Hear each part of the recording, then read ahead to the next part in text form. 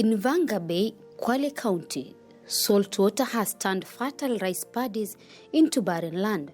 Only 20 out of 400 farmers have dared to plant again. The rest have given up, forced out by rising seas, failed crops, and a river that no longer flows. Now they wait for rain, for aid, for a future that may never be. This is what climate change looks like when it hits home. This is Mwanasiti Hassan Ali, crouched in a rice paddy weeding field in her 1-hectare farm in Vanga, Kwale County. A rice farmer for over a decade, she has only recently returned to her field after a 6-year hiatus after River Umba, the main source of irrigation, changed its course. Tatizo kule ambako kulikuwa kuleta maji vizuri huko kwa mashamba kulivunjika kama maji yanapita na nyarini. Ndio maana ikawa mpunga umesimama kule, tena ikawa hatutui mpunga. Tukaomba msaada kwa serikali tegezewe. Wamejaribu lakini mradi haujafaulu vile, kwa sababu wakulima wengi wako nyumbani. Sisi tuliokuja hapa ni kama wakulima 20 na hapo, kwa sababu ya maji hayakuenea mashamba yote.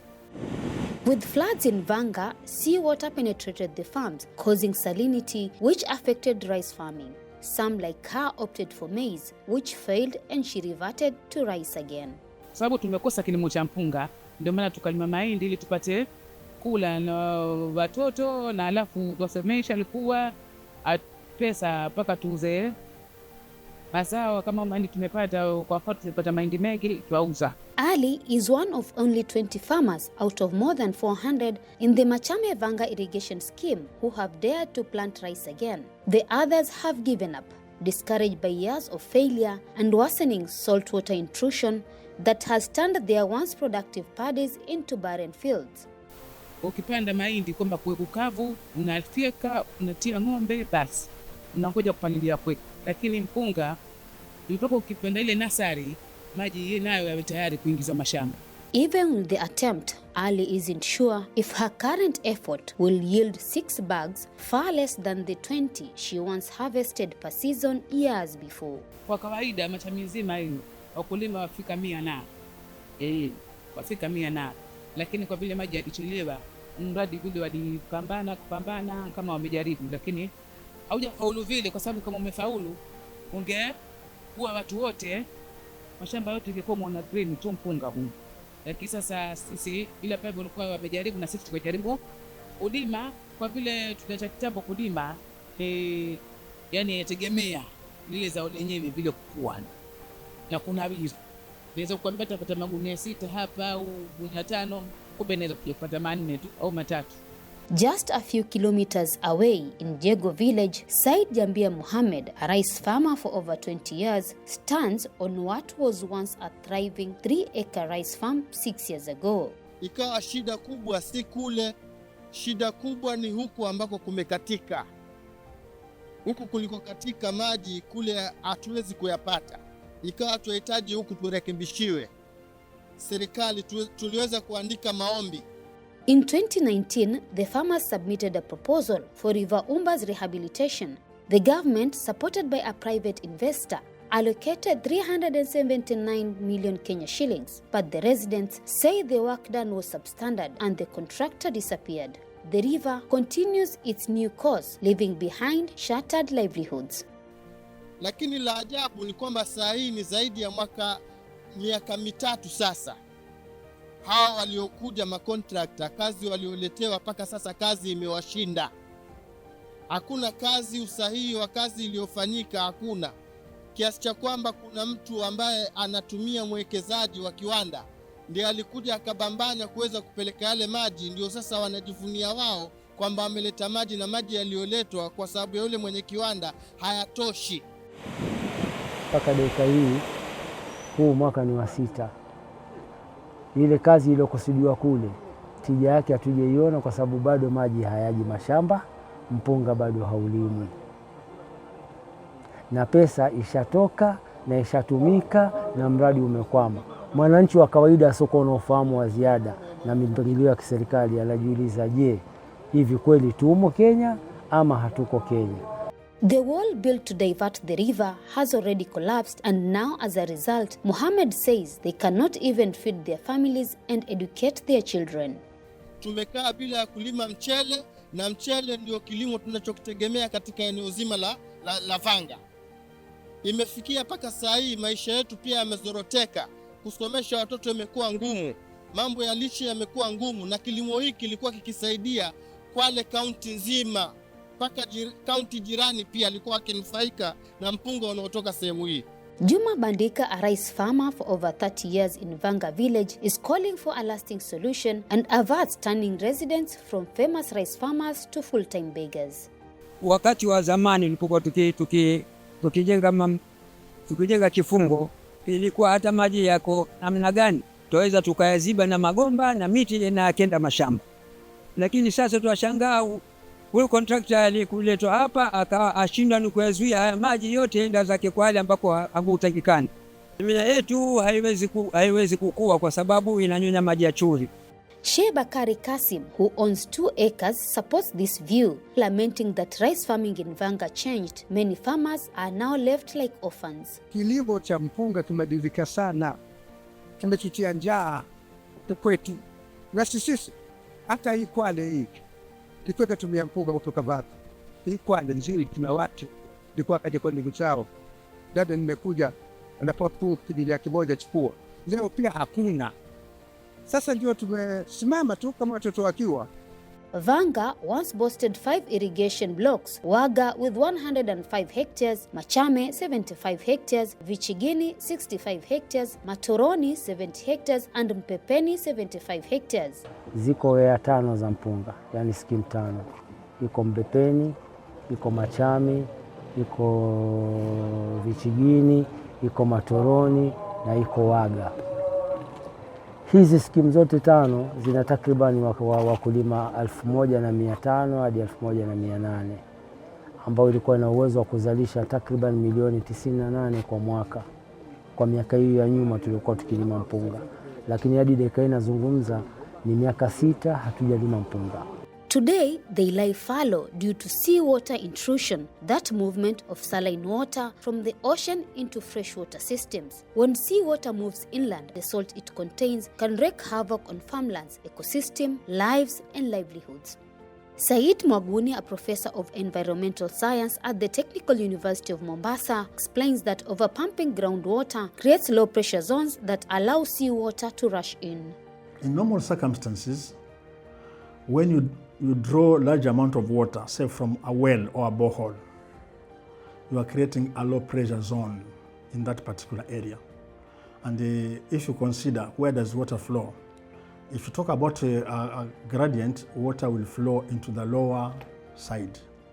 But when you talk about saltwater intrusion into water, into say water sources like the borehole, what normally happens is as you sink a borehole, you are creating a low pressure zone.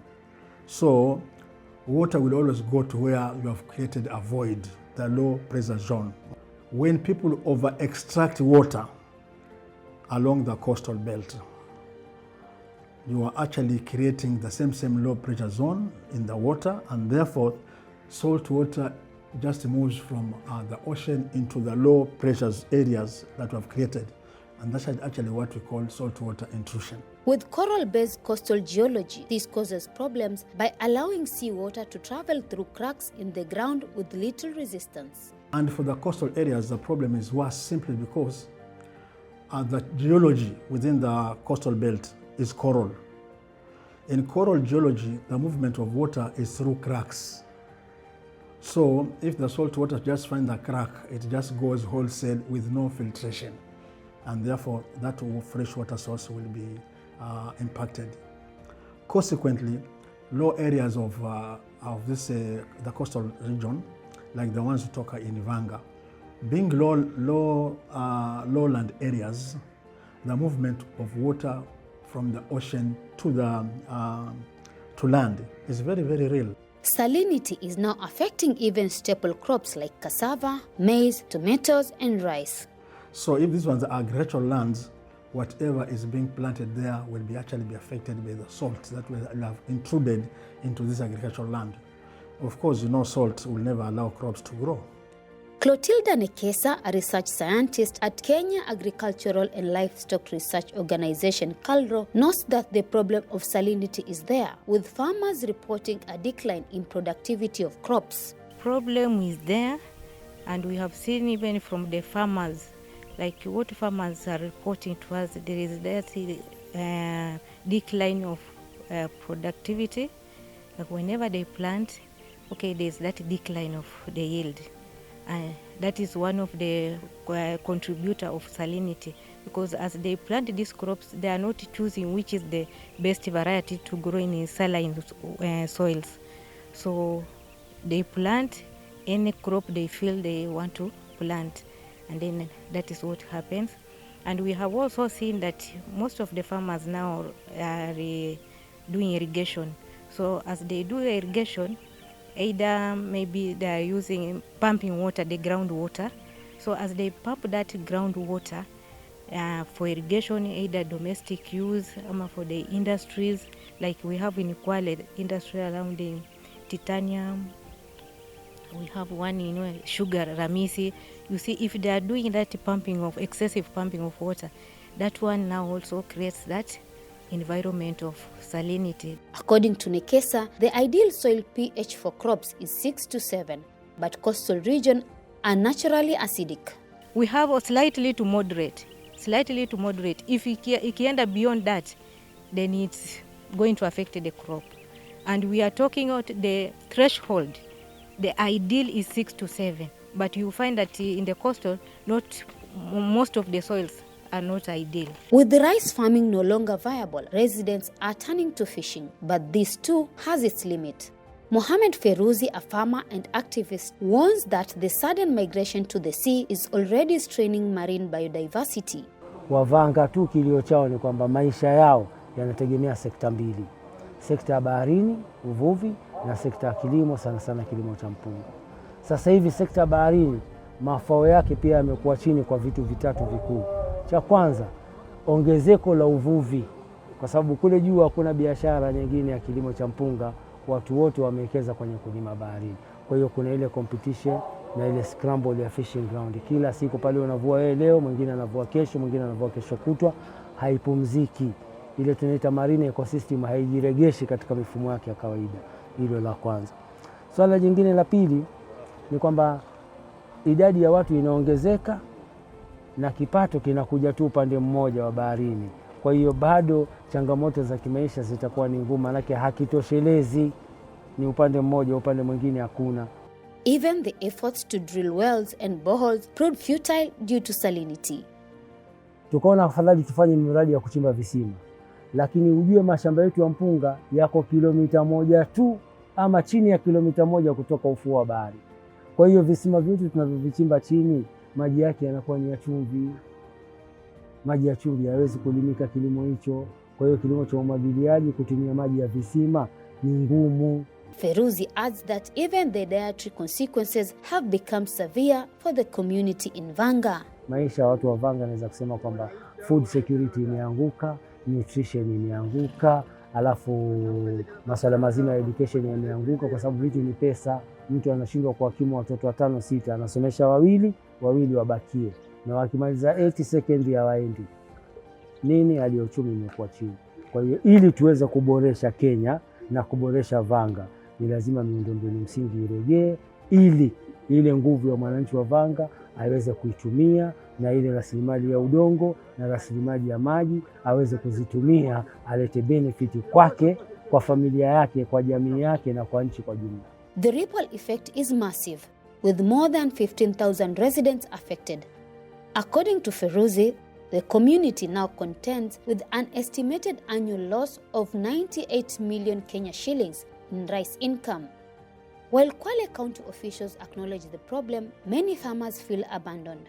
Agriculture CEC Roman Shera says efforts have been made to address salinity, including identifying high saline rivers like Ramisi and attempting to rehabilitate River Umba.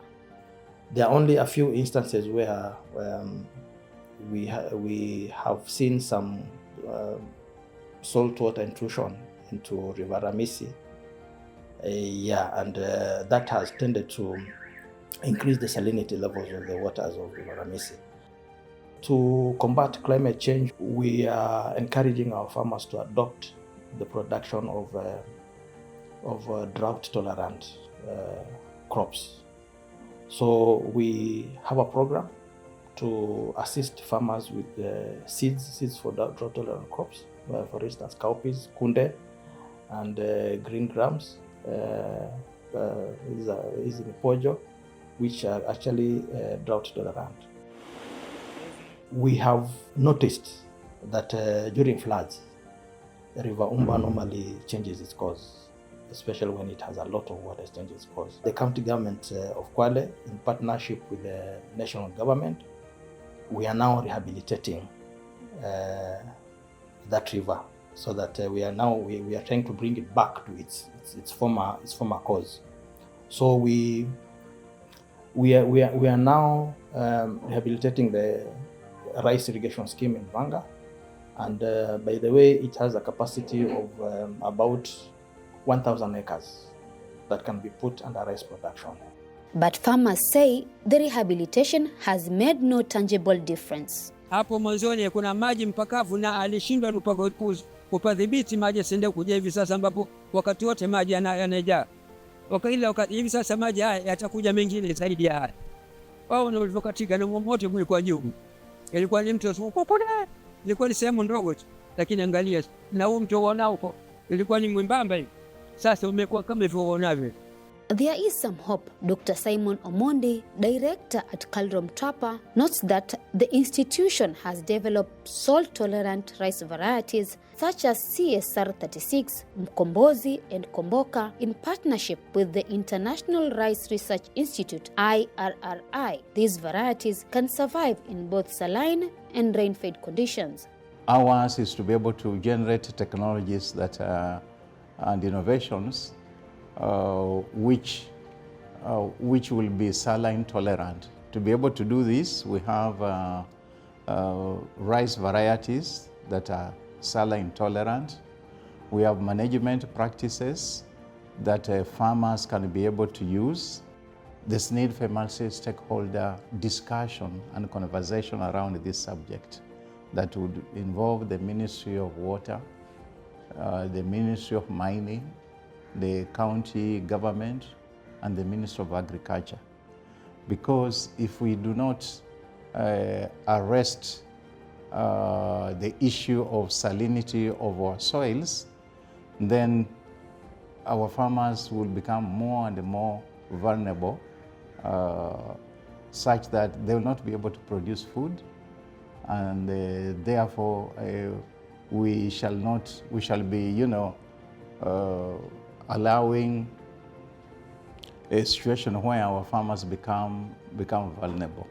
Farmers are also being advised to apply organic matter to improve soil quality, mulch their fields, and limit saline irrigation.